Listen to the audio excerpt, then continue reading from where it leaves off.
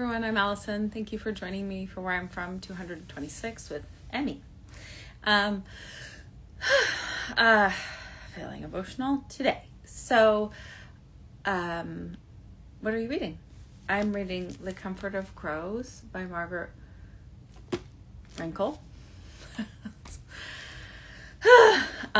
And it's beautiful. And I really loved her book, Late Migrations. And she writes about nature and her relationship to it and her relationship to, how it's changing because of climate change. And so it's both beautiful and sad because things are changing. And I really appreciate her perspective because she mostly writes about the nature in either her childhood home in Alabama or where she's lived as a grown up in Nashville. And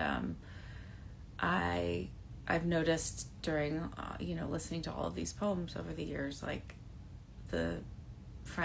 lots of times the first friends we have are the natural world, the trees, the water, the birds, and they've brought me a lot of comfort over the years, and she writes so powerfully about that.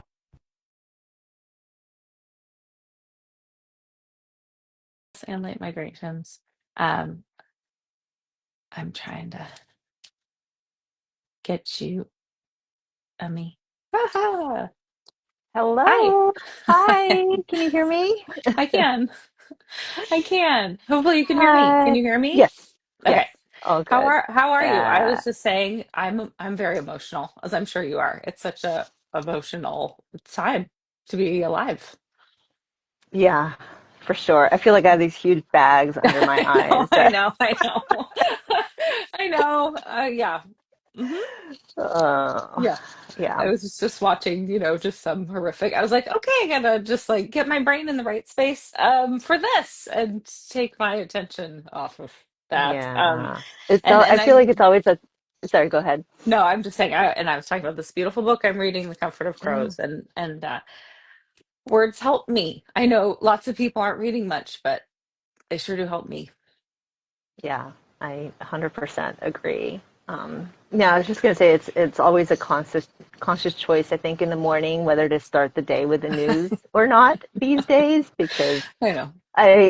I've been in a workshop, for example, where the class was like early enough in the morning that I kind of didn't hmm look at the news, and it made such a difference to my mental health just in that week. hmm And but it's not like we want to be ignorant It's or hard. missing things and be part of, the community of knowledge and experience. So I don't know. It's a lot. I know you're making me cry already.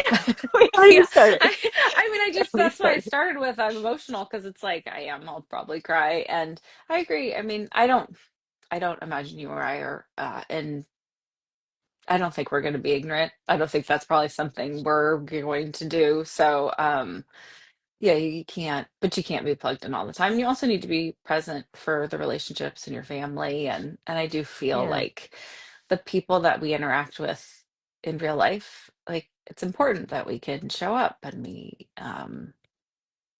can be people and not just husks of people. Yeah, being present can be very difficult these days, for sure. Yes, Yeah, yes.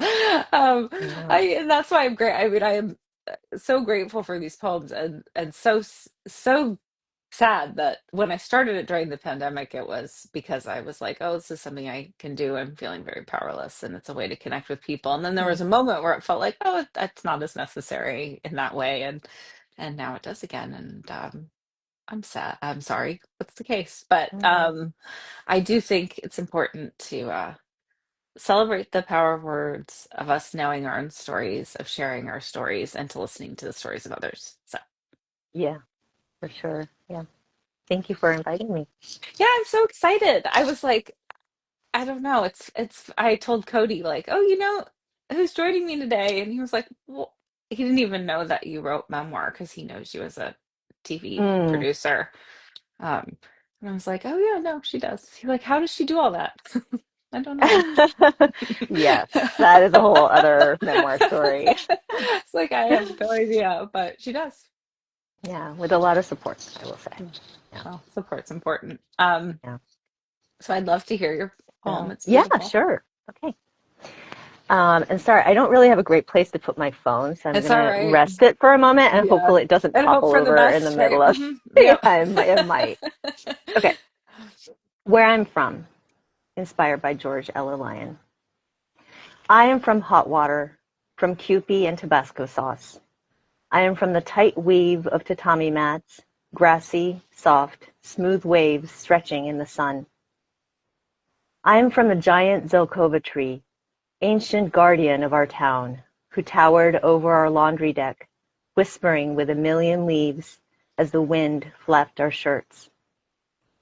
I'm from rice offerings and rebellion, mosquitos and music, EFL and engineering, real estate and poetry, from Yoko Iwasaki and Javier Emilio Macuaga-Centellas. I'm from book loving and truth swallowing, from two skins and three tongues, from too smart to not good enough to I love you. I'm from Hail Marys and Namoamidabutsu, from Shinto shrines and ancestral altars, lit with candles and incense, blue smoke dancing with our potted Christmas tree. I'm from far away and in between, a timeless slice of Tokyo, Japan, and the soaring heights of La Paz, Bolivia. Abuelitas salteñas and Obachan's clam miso soup. From two lovebirds who dared to bridge the unknowns of the world. From the desperate father who fought them and died 2 weeks before my birth. Now I excavate all the clues they couldn't take. From tin cans, shoe boxes, wicker baskets, vaults. Love letters buried beneath the dark room sink. One face, one word, one wonder at a time. I am from this kaleidoscope, this fractured, shifting story left in my only child hands, an assignment guided by ghosts to turn, spark, right. Thank you. um, I knew I would cry. Oh, I mean, a beautiful poem and such a testament to not living life the way some people think we should. Um, Hmm. and how much wonder Yeah, is created from living life as we feel directed to live it and not the way tyranny thinks. Um, so, because here you are. yeah, yeah.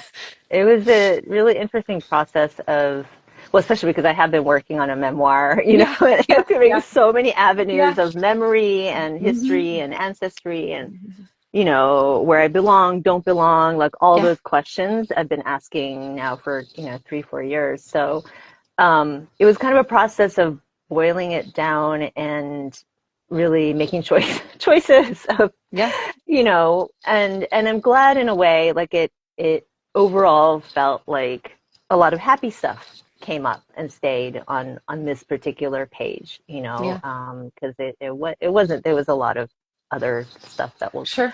come up in the book that, but it didn't, I don't know, maybe when I was writing it, I wasn't in that place.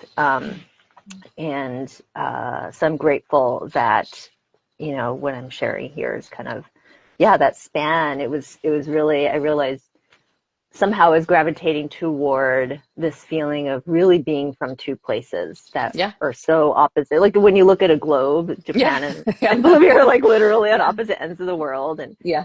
Um, and what that means of not quite belonging, but Mhm. hopefully, as you said, it's that's more and more a shared experience these days, I Yes, think. And yes, absolutely. Especially you living know, here. I mean, it feels yeah. very common from the kids that I know, as opposed to, I mean, Hmm. yes, I know people our age, you, but I, the kids, my friends are like my kids' peers. There's so many kids who are from Hmm. more than one place, more Mm, than one ethnicity or background or class or all those things.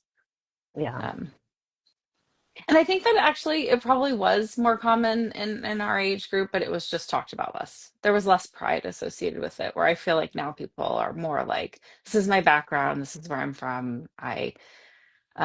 At least in my circle, Hmm. and I think that's a beautiful thing, Yeah, yeah, you for know. sure. It has changed a lot. Yeah, I mean, I think there are more people. Maybe there's more movement as well. Yeah, Like, yeah, we didn't, like, I know we didn't relocate. I know some families, the nature of the work takes them from country to country. yeah, And that's a different kind of, having home in many different places. yeah. Um, but yeah. Um, So what was I did really feel the two places thing. I mean, from Kewpie and Tabasco onward, like all yeah. the different um, Yeah. things. And Yeah. yeah, how did you find it or make your choices? Or did the like, was it much longer to begin with, or how did you do it? Um, no, actually, it got a little longer toward the end because I was really kind of keeping stuff out, I think, and then I kind of started dropping in more things, like the mosquitos and music, EFL and engineering, real estate, and poetry. Those are things I wedged in toward the end because like it really kind of speaks to my parents and grandparents and what I feel closest to their DNA, and that was the other thing with this process. I felt like um, is reflecting on how little we know of, or at least I know of, three generations and beyond. Yep. I've done some Hmm. research for my memoir and have like a family tree on either side, but really don't know much about their lives or history or who they were as people, um, Hmm. aside from what I can tell from the tree. Um, so yeah, it was kind of like acknowledging, okay, this is in the scope of what I Hmm. think I know. That's the other Hmm. thing. There's so many now that they're both gone, and I only know to answer. My parents Hmm. and my grandparents Hmm. are all gone, Hmm. and I'm only a child. Hmm. So there's very few people who are able or willing to talk about just different things, and um, there are a lot of questions that I didn't know to ask Yeah. that were Yeah. important or that would be valuable to me later. Hmm. Um, so yeah, it's kind of like groping in the dark for for answers, Hmm. but I don't know. It's kind of this is what's left, right? This DNA, this chemistry that's sitting here talking to Hmm. you. That is what Hmm. is left of them, and really. Uh, they're my inheritance from them is my body. So Yeah. yeah, that's what it Yeah, comes I think down a to. lot of us are. I mean, if this book I'm reading, The Comfort of Crows by Margaret Rankle, she writes a lot about nature. I was saying at the beginning, and Mm, I actually just read a passage where she was talking about her like great. She was talking about cemeteries and graveyards, mm, and that as a rural child, that was her playground, and how the people you buried there, mm-hmm, but the others, even if they're your family, they're just a name. They might say mother. If there's a date, you might figure out who their mother to or father to, but it's just they are ghosts. Like there's mm-hmm, how do you, and you can do some genealogy and research and but I treasure the stories I do know because I do feel like they give me insight into how we all got where we are to some mm-hmm, extent. Um, and writing memoirs kind of, yeah, you're a bit of a detective. And I don't know if you find, but I mean, you really find things out about yourself in the process of writing. I feel like am building myself still, word by mm-hmm. word. Yes, Yeah. yeah, for sure. And is your Uh, memoir about your whole life or is it about something specific? no, well, that's a really good question. I mean, it's a terrible It's question. I always hate them, but I'm going to ask you. well, especially for memoir, it's like, what's the plot? I don't know. Yeah. Um, no, it's not really. I mean, yes, but the focus it originally started. I had wanted to write about my struggles with fertility while my mother was dying of cancer in a different country in Japan, and I Hmm. was on the East Coast in the States. Oh, wow.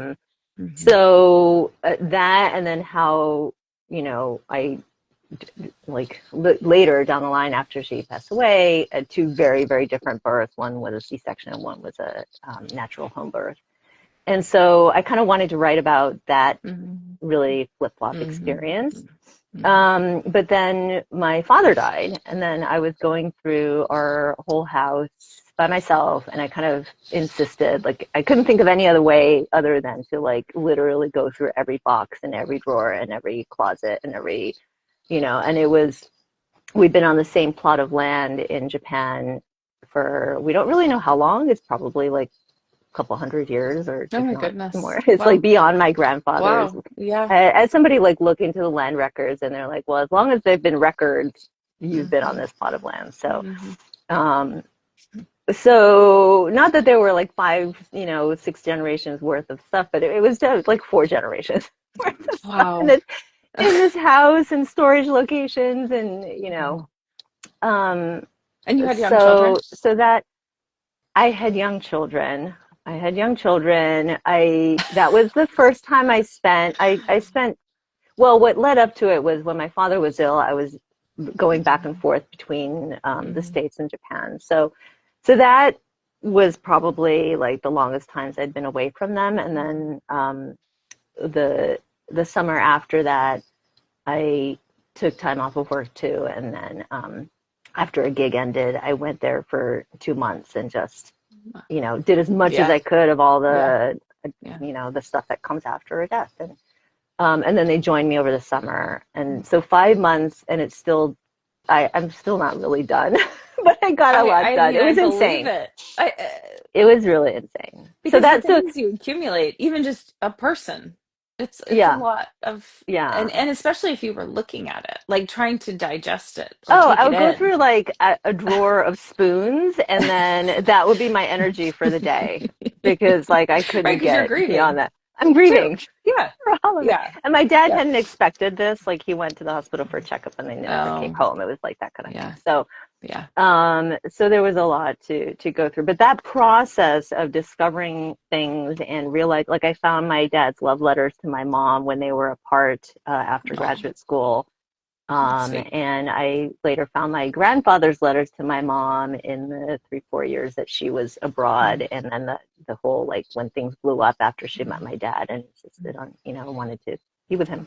Mm-hmm. So, um, and I also found my own letter or essay that I wrote when I was 8 about, like, when I'm an author, I'm going to blah, blah, Oh. blah, blah, blah. It was like a whole, like, assumption that I would be publishing books, which was so true. And that really got me going. I'm like, well, I better get started again then and get back to writing. So I'm grateful for that opportunity to find those things. But so that is at the core of the memoir is Yeah. right now it's in vignettes where certain items are triggering Yeah. Yeah. memories and Mhm. pathways and things, trying to fill in all the blanks that I felt like I was left with at the time. Mhm. Mhm. But It through sounds that, wonderful. oh, Sounds thanks. wonderful. I look forward Oh, to reading it. thank you. Thank you. Um, yeah, so it's a chunk, Pulse. it's a labor of love, and Sorry, I but got a phone call at oh, and sure, I sure. said no. But I said no. But I just wanted to say I finished what I like. I really this sounds like exactly the kind of I personally I love memoir that just I don't need a lot. I just want to hear about somebody's life and Mm, how they've learned to live it and find some like reconcile. Like how do we mm, reconcile whatever because we all have challenges or trauma or events or whatever word you want to use. How do we navigate it? yeah, And I just I think it's the human experience and that someone takes the time to write a book about it and process it and all of it. It's such a gift and it's so thank you for doing it. I look forward to reading your book. thank you. Yeah, I Yeah, think it'll be great. And you've thank gotten you. a lot of support professionally from fellowships and residencies and that must and Yeah, congratulations, that must feel thank you. good. Yes, Yeah, yeah, it was really something to get that first acceptance at I'm a residency sure. and feel like, oh, somebody thinks Yeah. of me as a writer. Yeah. Like I ever, Yeah. yeah, it was really, I felt seen, which was Yeah. really amazing. Yeah, which is such a rare thing in the creative life. I think, many of us see or even know people who are very successful, but those people are unicorns. Most Hmm. people are kind of just laboring on the fringes, and being seen is not that common. Yeah, yeah. And it doesn't have to be a loud thing, but it's No. somebody responding to something you wrote Yeah. and saying, yes, I want to hear more Mhm. is so, yeah, so amazing. So, Yeah. Well, yeah, and thank so you. you found overlap between your poem and your memoir, or was it like, did you find it helpful, or what Yeah, was your experience? definitely overlap. I think, wait, look at this. I'm trying to remember. Like, there's some things from my childhood about, like, the tree. Is this What a giant, like, yeah, this what a huge tree that was, incredible, yeah, wow. yeah, it was kind of a landmark. But Yeah. my mother rebuilt our kind of our house, and we had Hmm. been renting a couple units on the same land. So now there's an apartment building and our house next to Hmm. it, and we had to. She really wanted to save the tree, but we had Hmm. um, Oh, to yeah to chop it down. yeah. But she used she was very involved in the architecture, and she used the wood as the flooring. So it's Hmm. still with our house and part of our Hmm. house, and Hmm. sheltering us. Um, but that's definitely an image, that's Yeah. recurring. Yeah. Um, and the whole storyline, I feel like it's like it's very personal, but sorry, I was so right ahead That's okay. speaking. We did go to film I school, know. so It's like the characters, the conflict, central conflict, dramatic conflict in this memoir. yeah. It's Um, like when people want an elevator pitch, I'm like, oh God, no. I thought I had escaped elevator pitches. I don't want to give you one. I don't no, like you're them. still pitching. The query letter is like all about the log line, right? Oh Yeah, God. it's the worst. No, because what it ooh there goes my phone. Well, that it lasted a long Yeah, time. yeah, it did. The so because the memoir centers on the thing it's using the objects as a Hmm. launch point, Yeah. but it's also about my mother had been adopted into the family, but only told me after I was grown up, so I didn't know that, Mm. and then she never spoke of it again.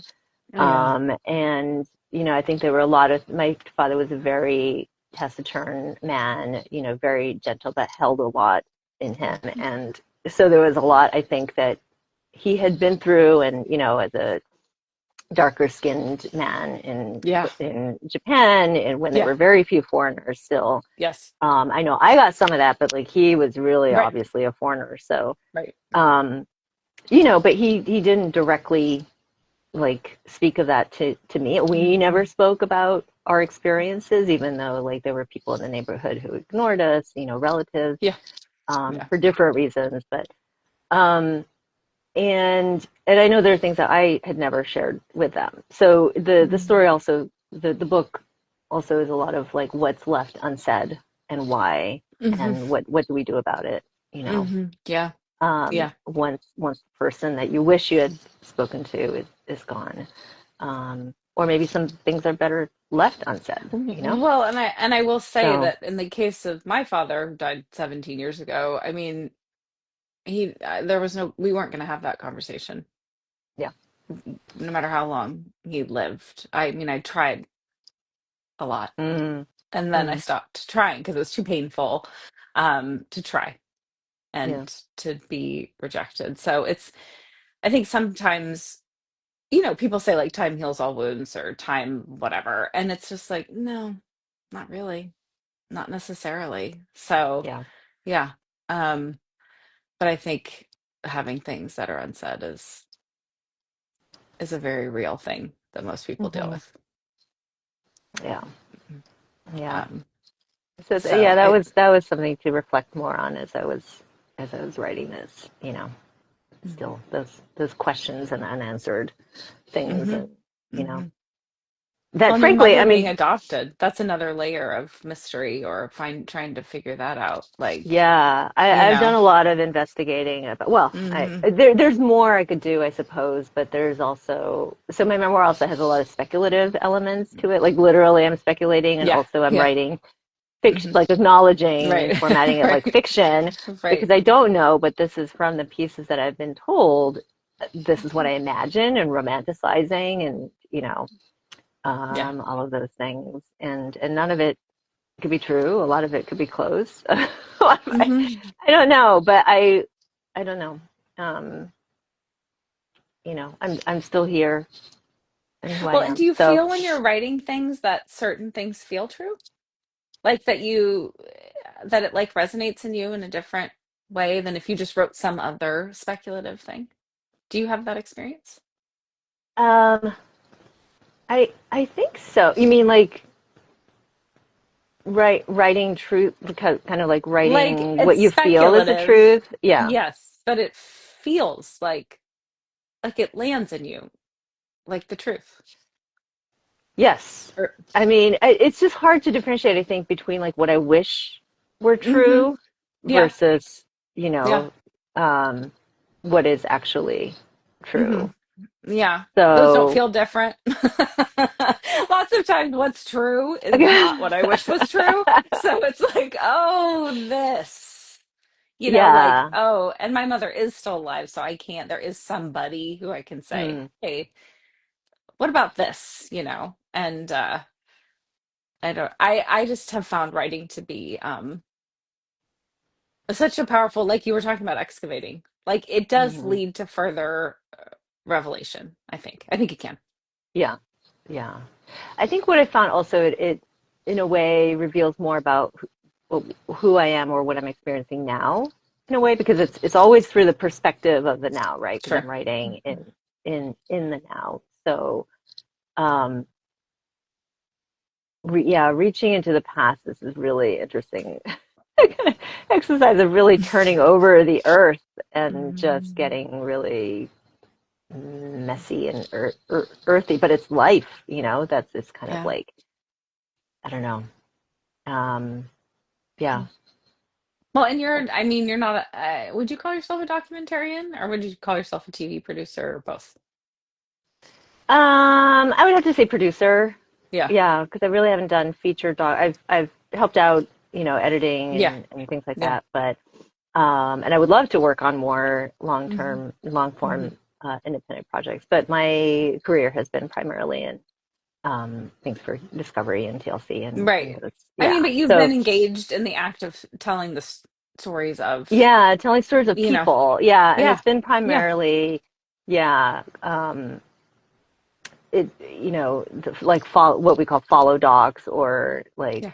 docu reality. Yeah. So it's Yeah. it's like Yeah. it is like real people's real Yeah. lives and Yeah. real processes and I mean, I can just see the parallels between, what you have done since school and what you're doing with your own writing.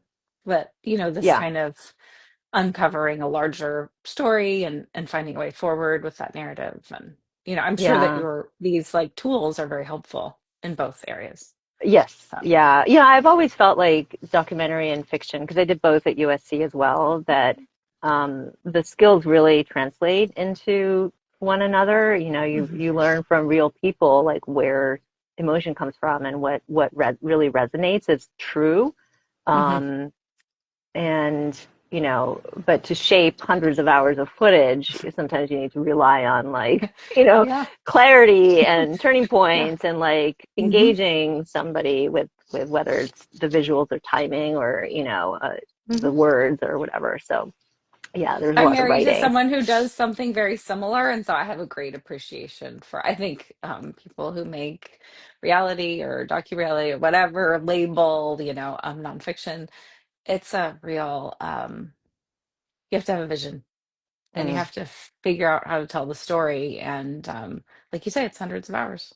yeah, And I think yeah, a life obviously is thousands of hours. Like, but there's this try looking for the thread and the thing that connects and that opens it to an audience.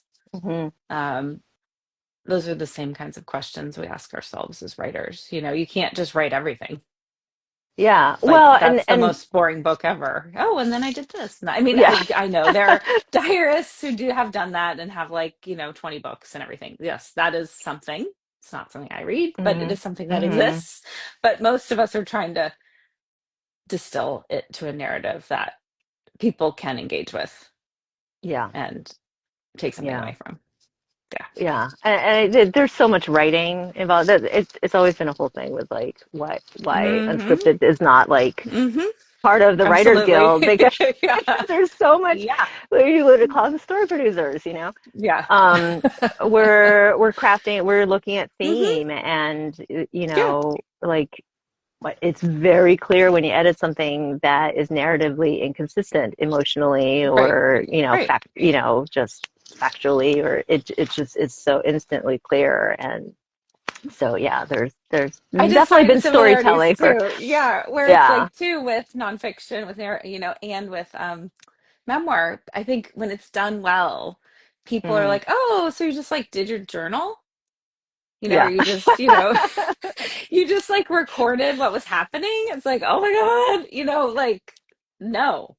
Yeah, no, it's a Really no. very conscious, because what part of the process of my memoir, I mean, I wrote it, I've definitely enough for a book, like more Sure. than enough for a memoir, Yeah. but I'm needing to take a lot of it out because Hmm. it like structurally doesn't fit, or thematically, when I looked at all the material, there were certain parts of it where it felt like, well, I think this is a different book, Hmm. like a Hmm. different, it could be a chapbook or an Hmm. essay or Hmm. like Hmm. whatever, but it didn't really, it was taking away, like distracting Hmm. from the story that I wanted to tell in the memoir. So absolutely, it's not like everything can, Yeah. can Yeah. go in. It's a very Yeah. deliberate Yeah. process of like this Yes. poem, Yes. there are other Yes. things like cats. I was like, why is there not a cat in this poem? Because I feel like that's such a part Hmm. of my identity now. But and I had the cat, there was a cat in the house when I was born, and but I realized, like, I don't feel like a big part of my childhood was Hmm. with cats, Hmm. and the way I relate to my cats now. So Hmm. it made sense that even though I feel like cats should be in the poem, that Hmm. they weren't in this Hmm. framework, of Yeah. where I'm from, right? Like Hmm. that's the question. Like, where do I come from? Um, and yeah, even though there's a spot, I have this. I almost sent you this photo, and it was just getting to be too many, so I didn't. And it was a I baby loved photo, all the photos. but I there's love a childhood photos. It's like the best thing yeah, that ever. there's along our the garden. So our house was like this, and then the garden. So there in Japan, there, in the older houses, there were always this kind of wooden Yeah. walkway, hallway, called engawa, that borders the garden.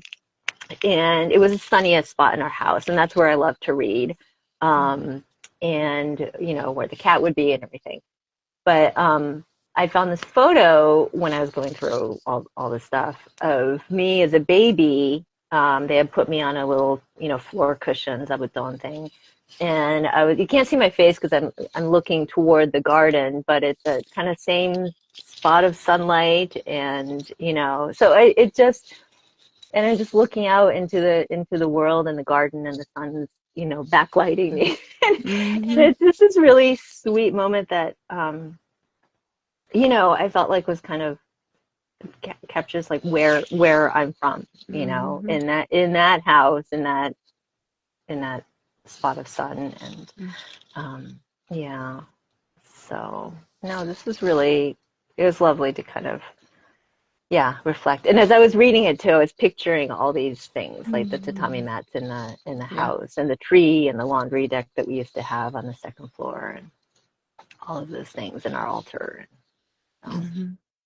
uh, no, Well, it's thank you.